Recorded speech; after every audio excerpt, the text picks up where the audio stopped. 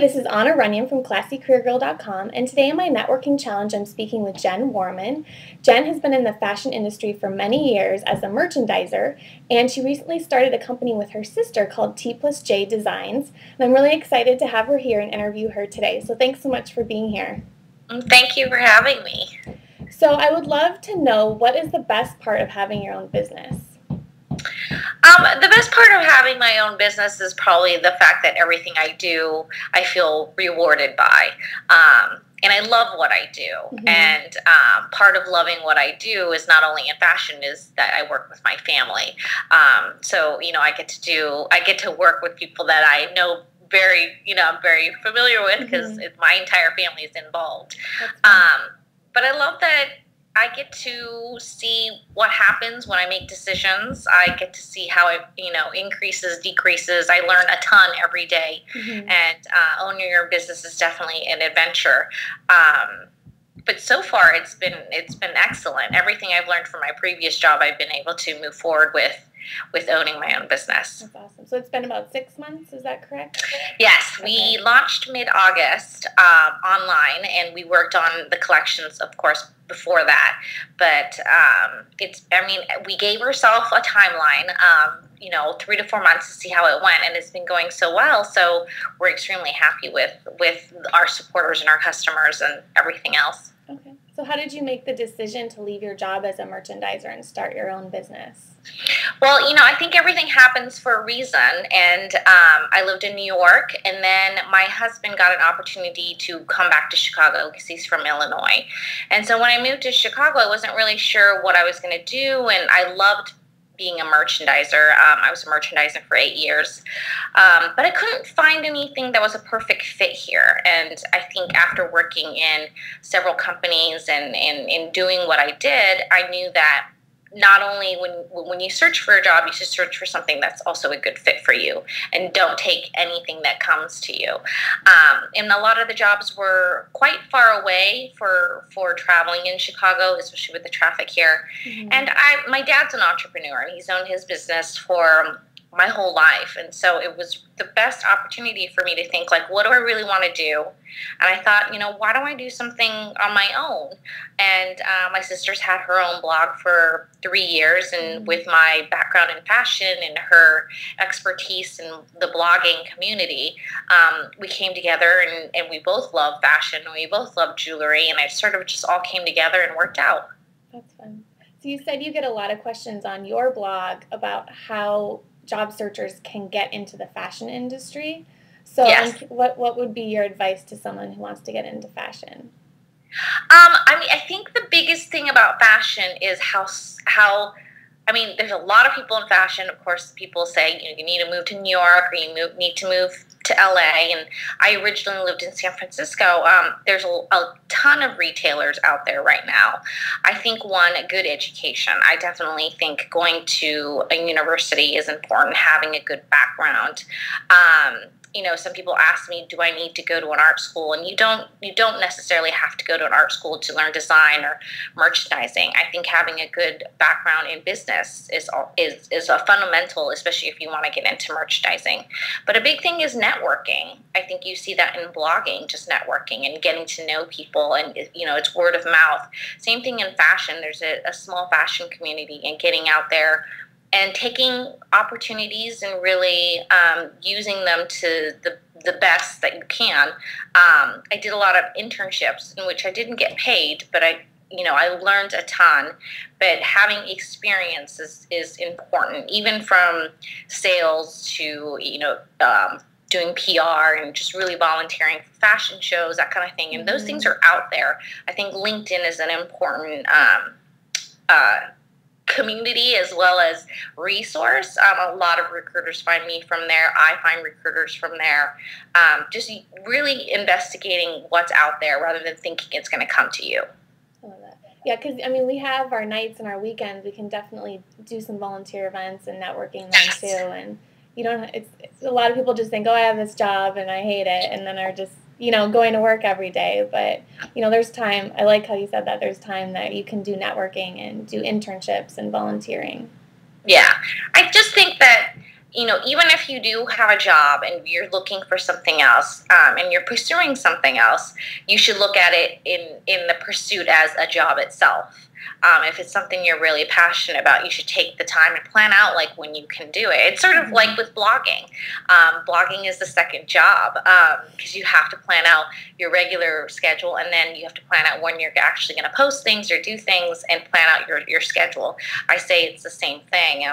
And you have to love what you do. I loved fashion. I loved merchandising, and I think that's what really pushed me to succeed, was that everything I did, I felt like, it was something I just like, didn't feel like work. So what types of things in your previous job prepared you now that you have your own business? Being a merchandiser, you really control your own business. I worked on an $80 million business, and I had to have quarterly plans, and I had to figure out my SKUs and how many SKUs went into the collections. I worked with designers. I traveled to Paris. I traveled to London. So it's very similar to owning your own business, but you work for a corporation. I presented my retail plan, as well as my designs, as well as how I was purchasing them and how I was going to get to my plan, to all the executive team, probably 4 times a year. So that really prepared you to plan out your production cycle, as well as, why are you buying something? You're not buying something because you love it. You're buying it because you see opportunity in where it can go and what your customer loves. And it's very similar to what we do, except that I will have to say a bit more of our personal taste come in, because it's our own business, it's our own designs. We want to sell what we believe in, but we also look at our analytics and figure out what do people love, what people aren't loving, what are they responding to, and what are the colors of the season. All that is stuff I did in my previous job, but now I do in our jewelry business. Okay. And you said you travel all over the world.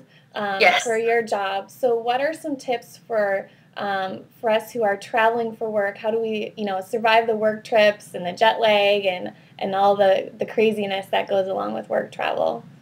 I definitely think, for my business now, it's having a plan, knowing what you're going to do every day. If you work for a corporation, a lot of times it's their schedule, but sleeping is very important.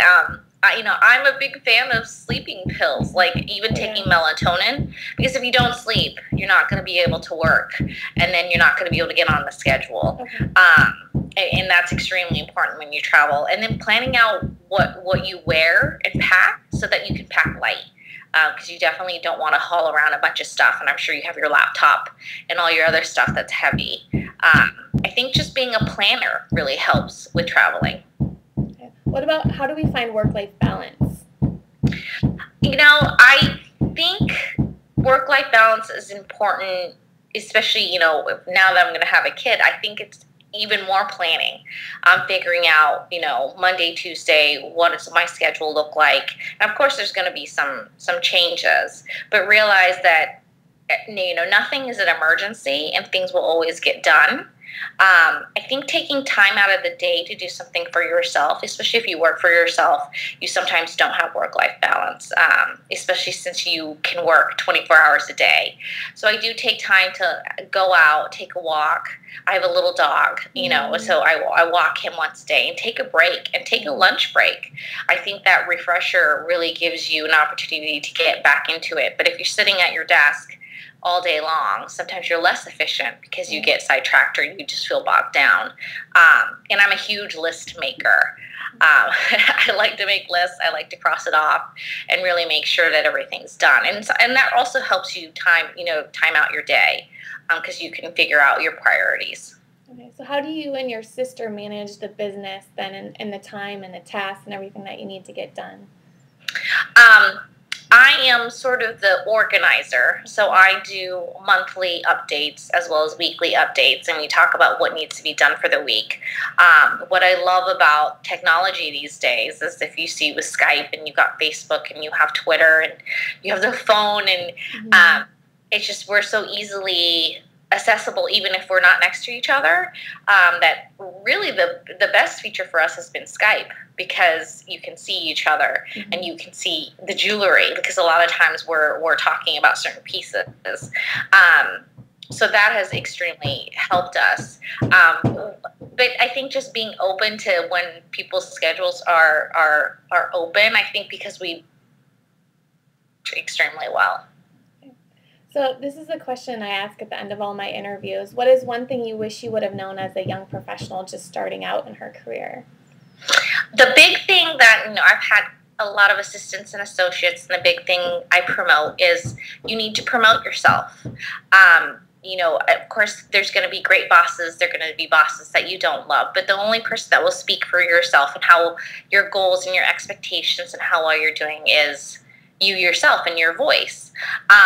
And really using it to show people that you know what you're doing, and promoting yourself within the company and networking within companies. Because no one else is really gonna do that for you, and having that confidence to say, hey, I do a good job. And I think that's extremely important. I think sometimes people expect other people to do that for you, but you kind of need to push yourself. Awesome. Well, where can people find out more about you online and your jewelry company? Well, our jewelry website is www.t+jdesigns, all spelled out.com. And then my personal style blogs under Red Souls and Red Wine. So yeah, you can connect with us through our website, and all our information about Tiffany and I is on there too. Okay. Well, I will definitely put a link to your blog and your website in the post so everyone can go check it out, because I love your jewelry too. It's a lot of fun. No, thank you. It's beautiful. So thank you so much for being here today with me. Thank you. Okay, this is Anna Runyon from ClassyCareerGirl.com.